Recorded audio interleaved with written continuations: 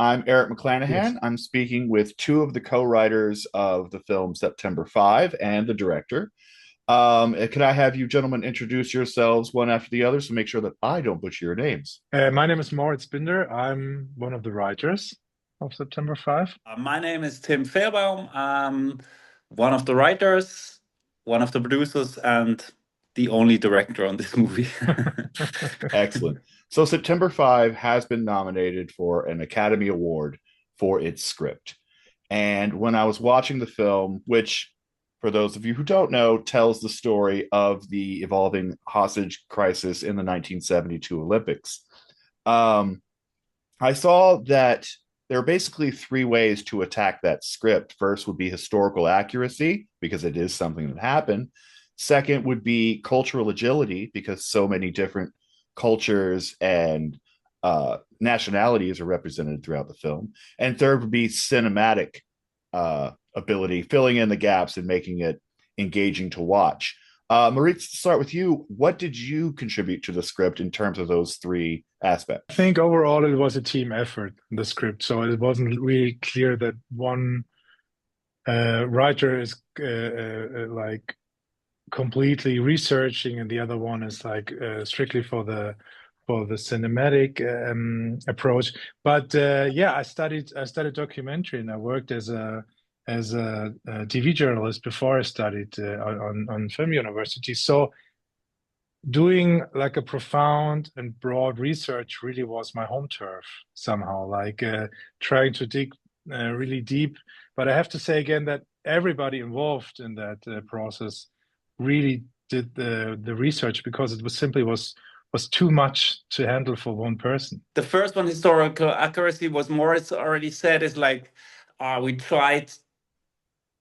Of course, we did as much research as possible. We talked to eyewitnesses, to three. We can go more into detail who that was. There was like both Tim McKay and Peter Sarsgaard have a Peter Sarsgaard. I'm saying now already Rune Arledge, the character played by Peter Sarsgaard, have both written biographies and dedicated a whole chapter to that day.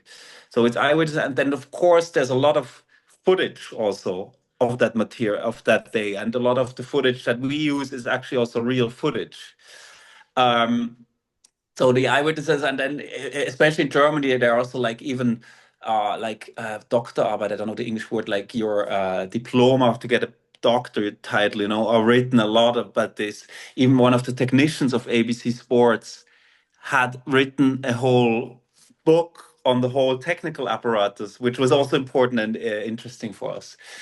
So that's how we try to, and our aim was always to try to be as accurate as possible in to what we found out in our research. I have to say two things though. The first is that we are doing a feature film, so of course we had to condense events, and also we combined, for example, that Jeffrey Mason, his character in reality were several persons that made that job that we combined into one character. Marianne Gebhardt, the character of Leonie Benesch, is an accumulation of different stories that we heard, but didn't exist one to one like this. So these are liberties that we took. And the other thing I want to add to this point is that there's still right now a special commission going on trying to find out what really happened on that day because there are still unclarities. So as we speak, they started 2 years ago when on the 50th Memorial Day, they started on pressure of the families to investigate further. So there's still not everything clear there. The second point, the cultural, what you said, how we make sure, but this, we quite early in the process decided that we want to tell the story entirely from the perspective of these sports broadcasters that made that a few hours as it was in reality. At that a few hours before, they were still reporting on a swim race, and now suddenly they had to report on a geopolitical event. And so we decided not only visually, but also from what they know about the political background to show everything only from their perspective and tell from their perspective.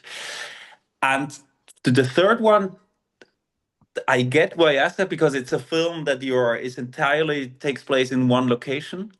But for me as a director, when we started to have the idea, we tell it all from that point of view, that was actually that I found a super interesting challenge. And I love actually movies that draw their strength in a limitation of perspective, time, and characters.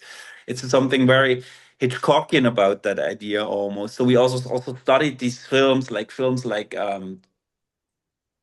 12 Angry Men, or for example, I want to mention Das Boot by Wolfgang Peterson, where you also have a group trapped in a tight space, or even a film like Hitchcock's a Rear Window, where you see everything where you're always with him and see everything through the lens. Sorry, that was a really long answer.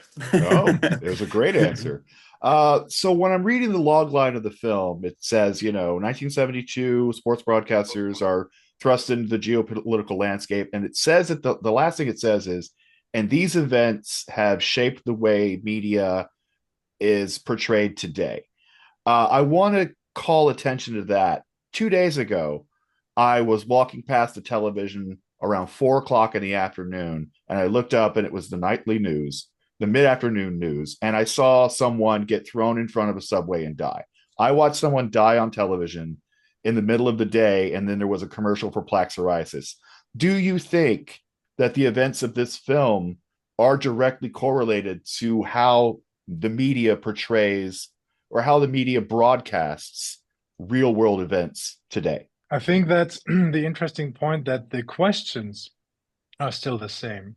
And you have to understand, or what was so interesting to us is that, like Tim mentioned, it was sports journalists that had to shift from like reporting on sports to reporting on politics, and they had to make it happen first. So they were the experts in how we can broadcast live. They were the experts of how to do live. But I think nobody was an expert in what live means. And so the questions, like they rised up like while trying to get something done that was never done before. And the interesting thing is that those questions that they asked themselves that day are still the question journalists ask themselves today. And in a way, we all have to ask ourselves when we have like a smartphone and are like being part of the news cycle within social media. And that was like a moment when we thought, okay, this is the timely thing about that story, because it really connects with our daily life today. Yes, actually, yes. First of all, Eric, I think while, of course, this is not a nice picture to see of a person being pushed in front of the subway, I, while this obviously is not nice, I appreciate that it made you think of our movie in a way, because that's exactly what we wanted the people to reflect on, like through that historical lens, reflect on how we consume media and news today. So that's a nice effect. And apart from that, I can just add, or I wouldn't go as far as to say that what you saw on that video is in a way a direct consequence of Munich 72.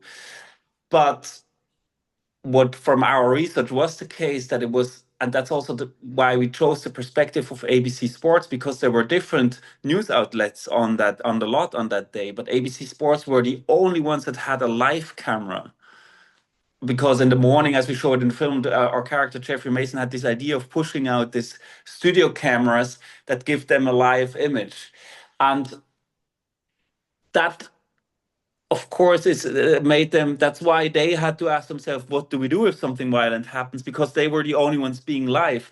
And also the context of these Olympics being the first Olympics that were globally broadcast live. So even before it happened, it was that media turning point, the media history. It was the first Olympics where everything was designed for optimal TV coverage. So, because Germany wanted to send out this image of the new liberal Germany out to the world, because it was also the first Olympics on German soil since '36 that was misused by fascist propaganda. So, yeah, if from our research, it was the first time that in live television broadcasters had to ask themselves this question. There's also some poignance and some immediacy in the fact that this film deals with the Israeli-Palestinian conflict, because as we know, that has resurfaced in a heightened way and is very active right now. When did you guys start working on this film, and was that a factor? You have to know that we already finished the film when October 7th happened and everything that followed. So of course we got into conversation like within the team, the core team. Will the audience see it in a different way now? And then we thought about, well, it is about the journalistic aspect and about how the journalists are dealing with a conflict like that and what questions are important to ask themselves while reporting on an event like that. So we really can't control what people feel or what emotions people bring to the cinema when they watch the movie. But I hope, like Tim said and you said, that when they leave the cinema, that they're asking themselves about their own media consume and how media affects our daily life. I maybe want to add that sometimes when I now see the movie, because as Moritz said, we finished already editing when this conflict that actually was never over escalated so tragically again. And when I watch the movie now, knowing what happened in the world, meanwhile, I just these last lines of McKay when he says, "Nobody knows what this day will mean for the world history," right? This original line. And then it makes me just think how tragic it is that more than 50 years ago, that conflict still seems to be so far from a solution, unfortunately. I mean, we had some progress over the last days, but still, yeah, that is something that I found really tragic, of course. Let's talk about the fact that the film's script has been nominated for an Academy Award.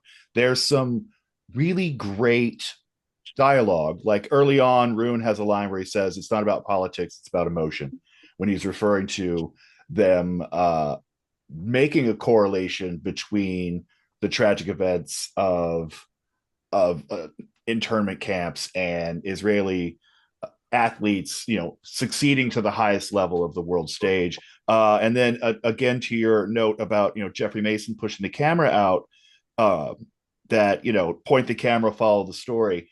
And then there's little details like Jeffrey puts on two watches in the morning. So he's got New York time and Munich time. Tell me about assembling all these pieces together, again, for a cinematic storytelling standpoint. Because it was a life-changing event for everybody, like every journalist involved. So everybody wrote about it. So we had like all those details, like the two watches, for example. We had like we called it like little hidden gems with all that within all that text that we tried to collect. And then we had this big like gift in having the real Jeffrey Mason as a partner. And as somebody we could talk to, like going through every draft with him, like asking him about the language, because we really tried to get that language right, how they talk inside a control room and how they talked in 72 inside a control room, because it's quite the challenge for a writer, especially for a not native speaker writer, to get that language right. And for example, this is when he came up with giving us the term of the bird, that they called the satellite the bird. We would never have thought about that. So I think this is what I learned in my documentary school, that the reality always gives you gifts. You just have to see them and find them, because you would never could come up with something like that on your like sitting at your desk. But then you have to decide what really helps the story, what aspect of the real world helps the story. And Tim was always very sure, and he was so right in making this a page turner already as a script.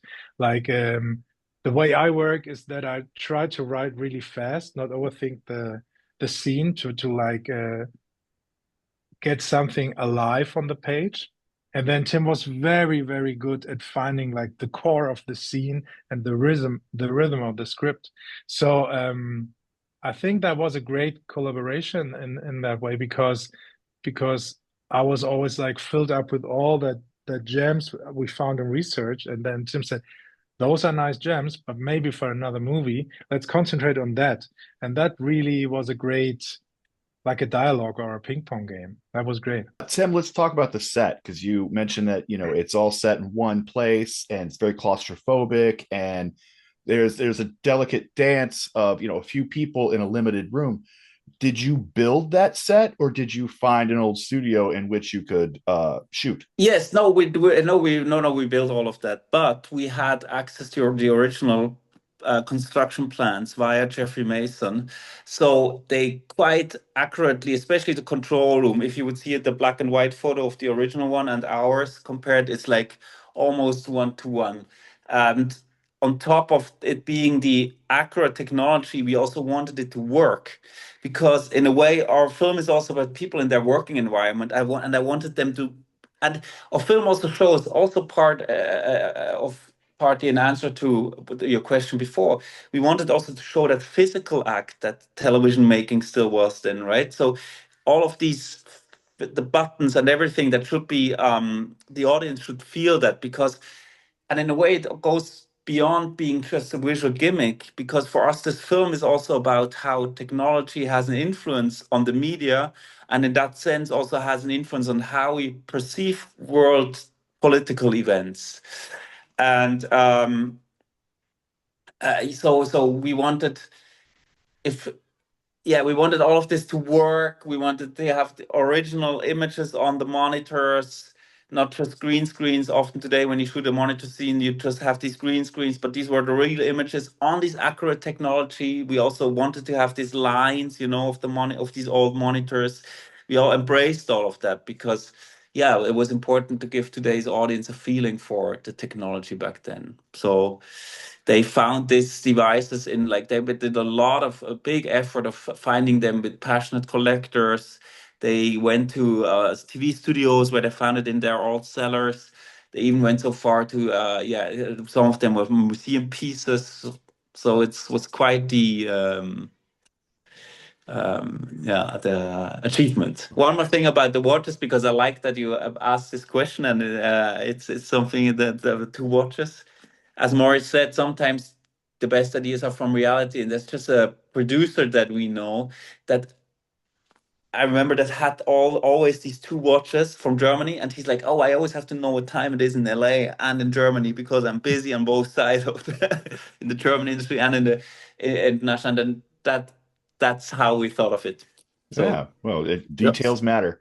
We are absolutely. out of time, but I want to thank Oh, you both so much and wish you the best of luck. The Academy Awards are a little more than a month away, and thank I you. think your chances are very good. So thank you both for Well, I joining me today. appreciate that very much. The Thank you. details and That's the details are not the details; they make the product. That's a thing that I yeah, that yeah. I yeah. All Thank right. you very much. Thank you so Thank much, you. Eric. Have a Thank great you. day.